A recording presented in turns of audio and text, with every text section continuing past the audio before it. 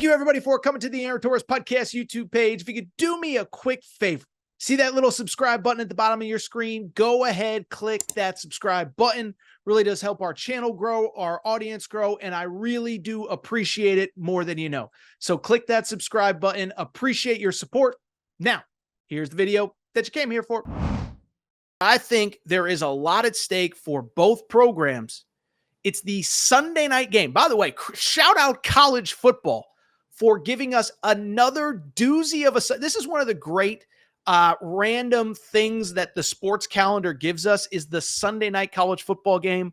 Last 2 years, we've gotten Florida State, LSU, 1 year in New Orleans, 1 year in Orlando, I believe, last year. Well, this year, we get USC versus LSU in Vegas. And you talk about two teams. I'm telling you, whoever loses this game, I just think you look at the schedules, it's going to be hard to see the scenario where those two teams respectively, whoever it is, put together the season that you're hoping for. I think I mentioned it, by the way, LSU, a 4.5-point favorite out there at Allegiant Stadium, over under set at 63.5. Thought about trying to go out to this game in Vegas after my radio show on Saturday, but don't think I'm going to be able to make it work. So let's start with these two teams. And listen, I think everybody kind of knows the narrative on both. USC, you don't need me to tell you. Last year was a disaster. Last year was a debacle. You go 7-5. You have the reigning Heisman Trophy winner. And it was all about the defense, right? The defense was just so embarrassingly bad. There is nothing else to say. And I think what kind of is crazy to me is because the defense was so bad. People, and this kind of goes to like the NFL draft narrative. Like, I think people think Caleb Williams was worse than he was because the defense was so bad that they lost games, okay? So here are some of the games that USC lost because of that defense. 34-32 to Utah with a third-string quarterback. Gave up 48 in a loss to Notre Dame. The game that finally got Alex Grinch fired, 52-42 is the final score. And oh, by the way, the last regular season win of Caleb Williams' career, a 50-49 victory over Cal. So Caleb Williams is gone. Miller Moss is in. But the big story this offseason is, of course, that defense. The new defensive coordinator, Anthony Lynn's son. He was at UCLA. He transformed that defense at UCLA. And we'll see if he can do the same. But then also, the other story is, of course, that Miller Moss is in at quarterback for USC. He played in USC's bowl game and was actually awesome with 6 touchdown passes. As for LSU, so I'll say this for LSU, and I've said it a million times, and if you heard me on the Aaron Torres pod, forgive me. I'm a Brian Kelly guy, okay? I've said it a lot. I like Brian Kelly. I respect Brian Kelly. He was at Cincinnati as a coach when I was at UConn as a budding student. So I've seen him up close for years and years now, basically decades now. And I like this guy, and I believe he's the right coach for LSU. But it's been kind of a couple weird years for LSU, right? Each of the last 2 seasons, you lose that opening game. We talked about this with Trey Wallace if you listen to Tuesday night, Wednesday morning's pod. We talked about this with Trey Wallace the other day, is that like all these SEC teams, you can kind of encapsulate like the vibe around them in a sentence or two. Like Alabama, fired up about the DeBoer era. Tennessee, the future is bright. Like you could go on and on down the list. But LSU is kind of the weird one, right? Back-to-back 10-win seasons, that's a positive. But it's LSU. You kind of expect more. Last 2 years, you lose your opener. That's not good. Last year, you're basically out of the playoff race by October 1st because you lost that second game at Ole Miss. Defense is bad. Offense is good. Recruiting is good. There's just so many weird parallel things going on with this LSU football program. I don't really know where they are right now. And what I think is going to actually be interesting about this game is obviously, look, and I should mention it, LSU last year, 10-3. They have Jaden Daniels, the Heisman Trophy winner. Their defense in its own right was terrible, just like USC's.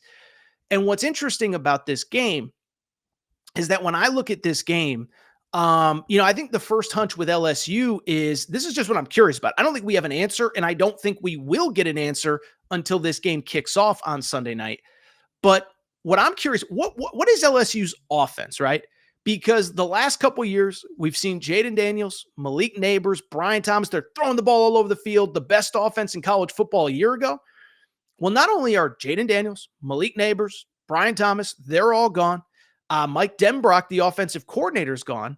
And then, oh, by the way, on top of that, what's interesting about this year's team, Garrett Nussmeier really hasn't been a starter to speak of. I know he started a couple bowl games, but we know that's not the same. But at the same time, what's interesting about this team, new quarterback, you lose two starters, two first rounders in at wide receiver, you lose your offensive coordinator. But the other interesting thing, the strength of this specific LSU team, probably the best pair of offensive tackles in all of college football. Will Campbell, probably going to be the number one tackle off the board in next year's NFL draft. Emory Jones might be the number 2 tackle off the board. So I guess my question is, I don't really know. Is LSU going to be kind of a more of a run-based team? They don't have a ton of experience at the running back position. Logan Diggs is gone. Or are they going to be the team that airs it out like they have in previous years? And then maybe as important, are they going to air it out or try to air it out or try to put up points against this USC offense? Because listen, I'm not a scheme expert, right? But at the same time, you don't want to go score for score with USC. You probably want to control the ball on the ground. And I think my hunch is that there are going to be games where they let Garrett Nussmeier rip. I don't know if this is one of them. And because of that, I actually changed my pick in this game in the lead up to it.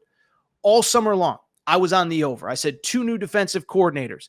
Offenses have not been the issue at these 2 schools. But as I got deeper and deeper into prep, I just don't know what we're going to see from LSU.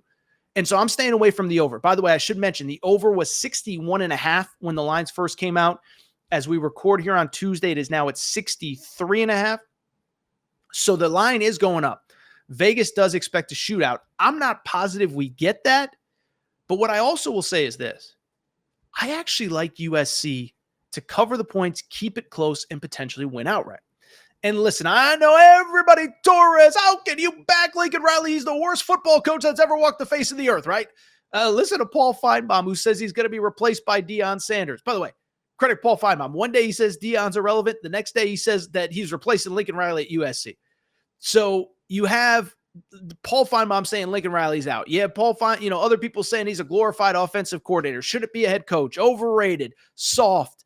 TOB or what is it? TBOW. We know what that B word out west. That's what Oklahoma fans call him. Anyway, I'm rambling. The point I'm trying to make is for all the criticism, the one thing you can't criticize with Lincoln Riley, that offense always figures out a way to put up points, right? I mean, even last year, again, Caleb Williams' final win as a USC quarterback, they put up 50 points. But in 10 of the 13 games that they played, they put up at least 30. You look at the 3 games they didn't: rainy, cold Notre Dame, rainy, cold Oregon, and then UCLA the last game of the year when they weren't playing for anything. So they've always been able to put up points. Miller Moss, to me, is going to be able to step in. He looked great in the bowl game. You have an off season of prep work, and you have an off season to kind of get ready for this season ahead. But then more than that, I think the other interesting thing is I just sit there and say that I'm just not sold that this LSU defense is going to be significantly better. This was a team that in their 3 losses last year gave up 45 points to Florida State, 55 to Ole Miss, 42 to Bama. And I know that, we're going to kind of move around Harold Perkins. He's going to take on a different role. But that secondary was so bad. Secondary ranked, by the way, 115th nationally in pass defense a year ago.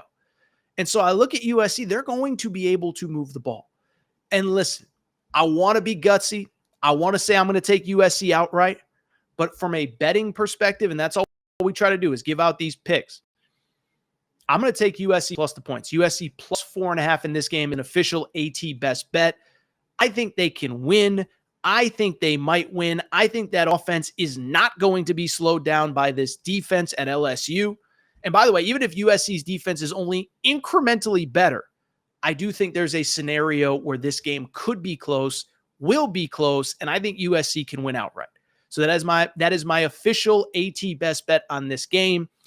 LSU is a 4.5-point favorite. I'm taking USC plus 4.5.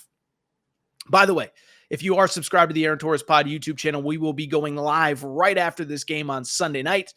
Cannot wait. I am as excited about this game as any.